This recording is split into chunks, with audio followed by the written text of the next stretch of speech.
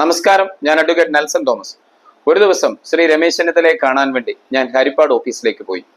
യഥാർത്ഥത്തിൽ അദ്ദേഹം അവിടെ ഉണ്ടായിരുന്നില്ല. അദ്ദേഹം ഉണ്ടായിരുന്നത് തൊട്ടടുത്തുള്ള സബർമതി എന്ന് പറയുന്ന മെന്റലി റിട്ടയർഡായ കുട്ടികൾ പഠിക്കുന്ന ഒരു സ്ഥാപനത്തിലാണ്. ആ പ്രദേശത്തുള്ള ധാരാളം കുട്ടികൾ, വീടുകളിൽ വളരെയേറെ പ്രതിസന്ധികൾ ഉണ്ടായിരുന്ന, വിദ്യാഭ്യാസം ഇനി എങ്ങനെയെന്ന്, തങ്ങളുടെ കുഞ്ഞുങ്ങളുടെ ഭാവി എന്ത് എന്നൊക്കെ വിഷമിക്കുന്ന ഒരു കൂട്ടം ആൾക്കാർ ആ പ്രദേശത്തുണ്ടായിരുന്നു. മാനസിക ആരോഗ്യ കേന്ദ്രം പോലെ ഒരു സ്ഥാപനം അദ്ദേഹം സബർമതി എന്ന പേരിൽ ഹരിപ്പാട് തൻ്റെ നിയോജക മണ്ഡലത്തിൽ സ്ഥാപിച്ചു.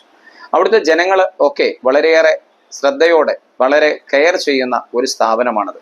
കാരണം അവിടെയുള്ള കുട്ടികൾ അത്തരത്തിൽ അവർക്ക് പ്രിയപ്പെട്ടതാണ്, അദ്ദേഹത്തിനും അതുപോലെ പ്രിയപ്പെട്ട കുട്ടികളാണ്. അതിശയോക്തിയോടെ ഒരു നോക്കിക്കൊണ്ട് നിന്നു പോകും. കാരണം അദ്ദേഹത്തെ ആ കുട്ടികൾ അത്രമാത്രം സ്നേഹിക്കുന്നു, തൻ്റെ വീട്ടിലെ ഒരംഗത്തെ പോലെ. അതുപോലെ തന്നെ തിരിച്ചും ശ്രീ രമേശ് ചെന്നിത്തല ആ കുട്ടികളെ തങ്ങളുടെ കുഞ്ഞുങ്ങളെ പോലെ സ്നേഹിക്കുന്നത് കാണുമ്പോൾ വളരെ കൗതുകം തോന്നാറുണ്ട്. നമുക്കറിയാം, കൊട്ടാരക്കരയും പത്തനാപുരവും ഒക്കെ ഇത്തരത്തിലുള്ള മാനസിക ആരോഗ്യ കേന്ദ്രങ്ങളും അതോടൊപ്പം തന്നെ അഭയ കേന്ദ്രങ്ങളും ഒക്കെ ഉണ്ട്. അതിൽ നിന്ന് വിഭിന്നമായി ആ പ്രദേശത്ത് ഇത് കണ്ടപ്പോൾ വളരെ സന്തോഷം തോന്നി. എൻ്റെ പ്രിയ സുഹൃത്തുക്കളായ ജോൺ തോമസ് അച്ചായനും അതോടൊപ്പം തന്നെ യൂത്ത് കോൺഗ്രസിന്റെ ജില്ലാ പ്രസിഡന്റായിരുന്ന ദീപു ഒക്കെയാണ്. എന്നാൽ ആ സ്ഥാപനത്തിന്റെ നടത്തിപ്പുകാരൻ ആരാണ് എന്ന് ചോദിച്ചാൽ ആ സബർമതിയുടെ നടത്തിപ്പുകാരൻ ശ്രീ രമേശ് ചെന്നിത്തലയാണ്. അദ്ദേഹത്തിന് ആ സമൂഹത്തോടുള്ള തന്റെ പ്രതിബദ്ധത നമ്മൾ കേട്ടിട്ടുണ്ട്. കേരളത്തിൽ ഏതെങ്കിലും MLA ഇത്തരത്തിലുള്ള ഒരു പ്രോഗ്രാം ഏറ്റെടുത്ത് നടത്തുന്നതായി എൻ്റെ അറിവിലില്ല. പക്ഷെ അദ്ദേഹത്തെ സംബന്ധിച്ചിടത്തോളം ഞങ്ങളൊക്കെ അദ്ദേഹത്തോട് ചേർന്ന് നിൽക്കുന്നതിൻ്റെ കാരണം എന്താണെന്ന് ചോദിച്ചാൽ അദ്ദേഹത്തിന് ജനങ്ങളെ സ്നേഹിക്കാനും ജനങ്ങളുടെ സ്നേഹങ്ങൾ ഏറ്റുവാങ്ങാനും കഴിയുന്ന ഒരു നേതാവാണ്. ശ്രീ ഉമ്മൻചാണ്ടിയെ പോലെ തന്നെ പേരെടുത്തു പറയേണ്ട ഒരു ജനകീയനായ നേതാവാണ് ശ്രീ രമേശ് ചെന്നിത്തല. എത്രയൊക്കെ അപമാനങ്ങൾ ആരൊക്കെ അപമാനിച്ചാലും അവരെയൊക്കെ ചേർത്ത് പിടിക്കാൻ കഴിയുന്നു. ഒരു കാര്യം ഉറപ്പാണ്, അദ്ദേഹത്തിന്റെ പ്രത്യേകത തന്നെ ജനങ്ങളെ കൺസിഡർ ചെയ്യുന്ന നേതാവ്.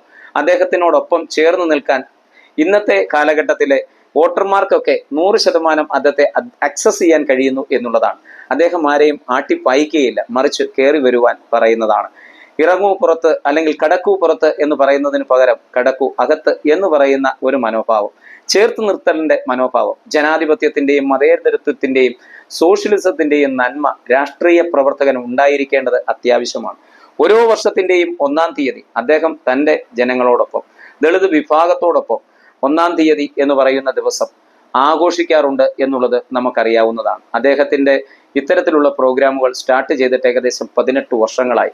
ഇങ്ങനെയുള്ള ഒരു നേതാവാണ് ശ്രീ രമേശ് ചെന്നിത്തല എന്നതിൽ നാം അഭിമാനിക്കേണ്ടിയിരിക്കുന്നു. 1980-ൽ ഒരു MLA ആയി തുടങ്ങി അദ്ദേഹം പല പോസ്റ്റുകൾ കോൺഗ്രസ് പാർട്ടിയുടെ KPCC പ്രസിഡന്റായും കേരളത്തിന്റെ ആഭ്യന്തര മന്ത്രിയായും പ്രതിപക്ഷ നേതാവായും ഒക്കെ ഇരുന്നു. അദ്ദേഹത്തിന്റെ ഒരു പ്രത്യേകത എന്ന് പറയുന്നത് അത് ചേർത്ത് നിർത്തലിന്റെയാണ്. ആ കുട്ടികളെ ചേർത്ത് നിർത്തുന്നത് പോലെ ശ്രീ രമേശ് ചെന്നിത്തല ഈ കേരളത്തിലെ ഓരോ ജനങ്ങളെയും ചേർത്ത് നിർത്തുകയാണ്.